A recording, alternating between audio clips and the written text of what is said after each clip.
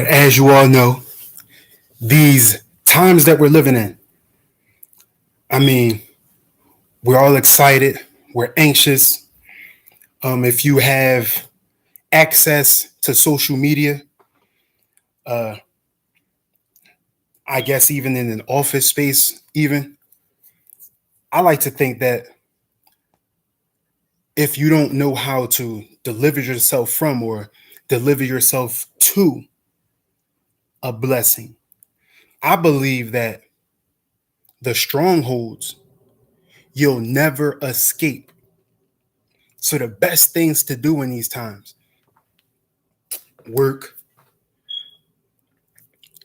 increasing knowledge, and if you're in a state of joyless contentions, I like to think that making unity the principal thing is the most well-rounded wisdom therein. And in that camaraderie, what you can produce is a sense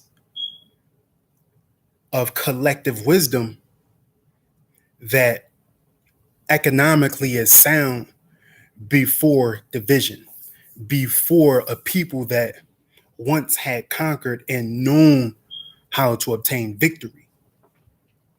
Because if you can unfold the entanglements before victory, then you can take the chaos and confusion from its scattered principles that are branches of that wisdom.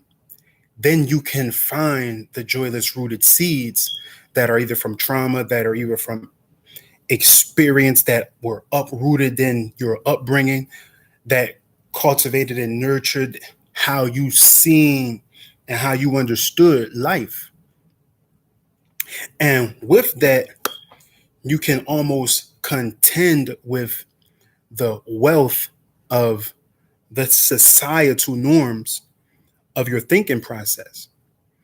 And in that, you want to have a premise. You want to have a base. You want to be in the premise, a stance in the base of that wisdom or knowledge. You want to be a standard, because within the duality of that, one can almost cross into a space of, if you could, if you will, a space of dominion, power, whereas the other one is promise. So you may have a compound effect, but in an interjecting currency. So the interjecting currency, it can even be on the left side, there can be a stance that is more so enumerating or higher, all-wise, and on the right side, there can be a complacent dominion that is part of the same stance, but it is relative to halting or resistance, not necessarily proactivism, which is in proactivism connected to countering, is connected to accepting, is not connected to, in the standard space alone, is not connected to like failure. Because when you like lift the standard, you're coming up against. So to come up against, you may have to come up against the projections. Like your projections in the standard could be, I see failure there, let me lift up a standard. Now in the stance, which is completely different than a standard, you're not lifting up based on a projection. If you are, then sometimes the principal thing is not unity. Sometimes the principal thing is wisdom. But you have to establish a means to obtain the dominion and the power within that dominion so that the wisdom can lead the unity. But if the wisdom never leads the unity, then the stance can fall when the standard has to lift what is supposed to halt the projection at the end of the standard. So in this space, we have not all things are granted to mankind without them understanding or having the ability to obtain wealth from within. That's a stance in relative economical stability with a standard. In the same vein, where we have unity as the principle, and we have to lead unity,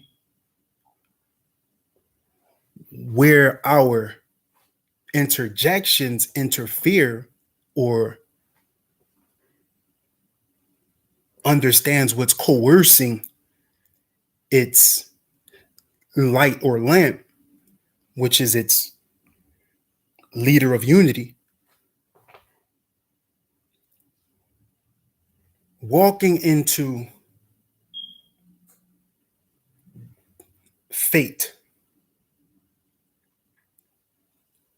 which in the case of destiny produces righteousness. Now we have a masculinity and we have a density of sensitivity. Masculinity being the balance of fate and destiny.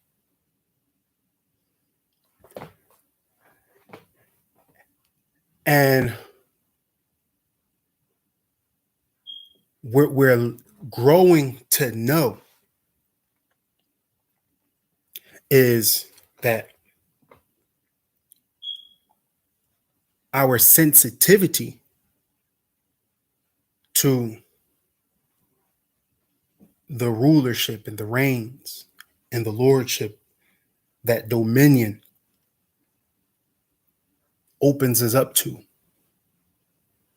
We're learning that it's in the admiration of concrete things that are expedient unto men. All things are expedient unto men, but absolutely without a shadow of a doubt, concrete things are expedient unto men. So concentrating on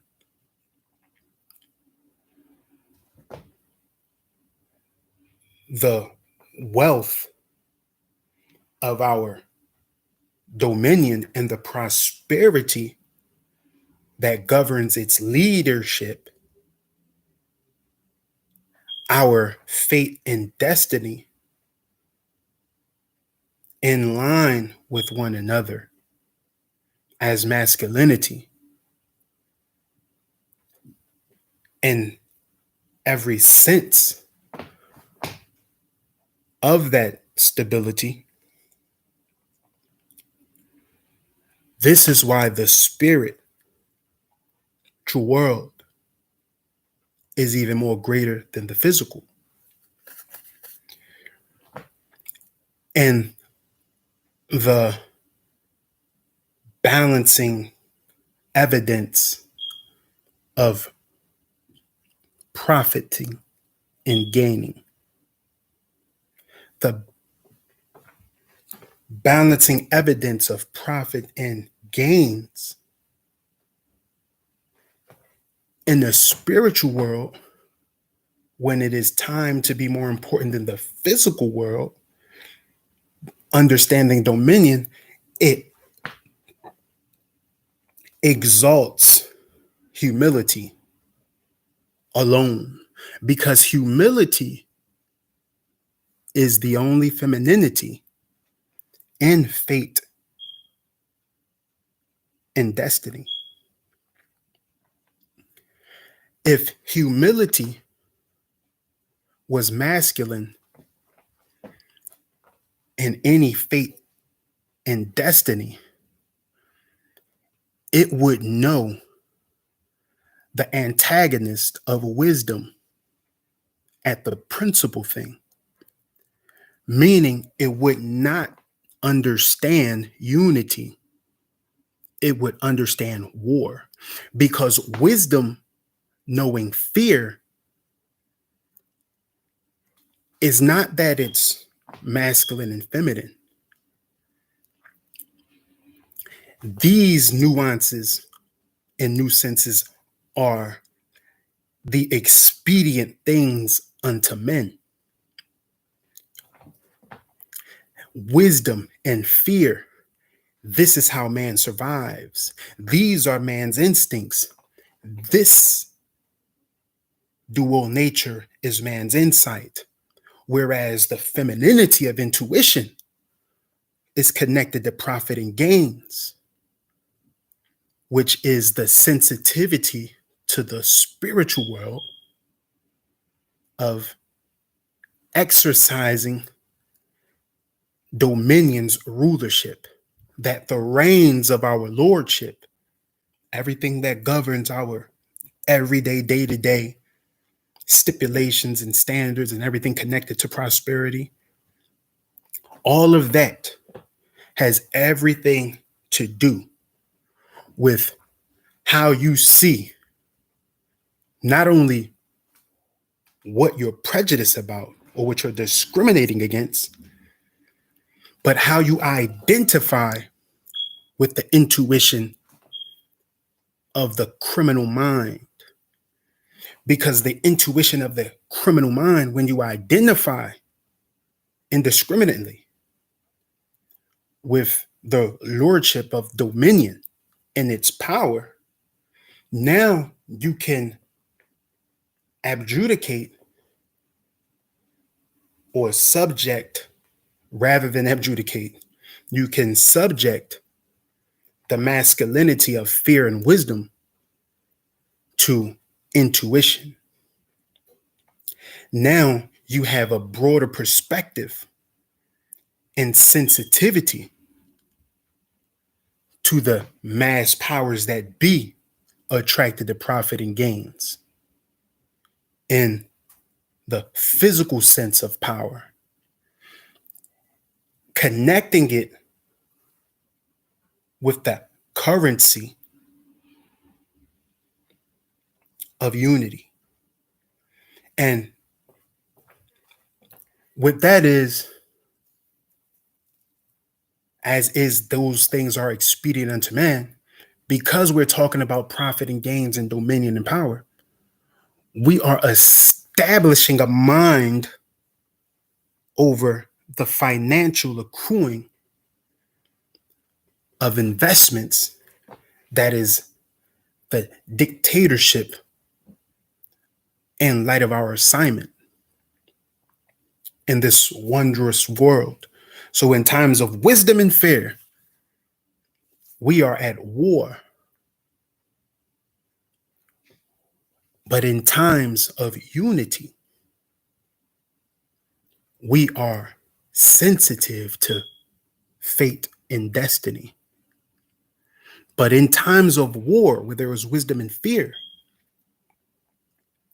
there is masculinity and sensitivity.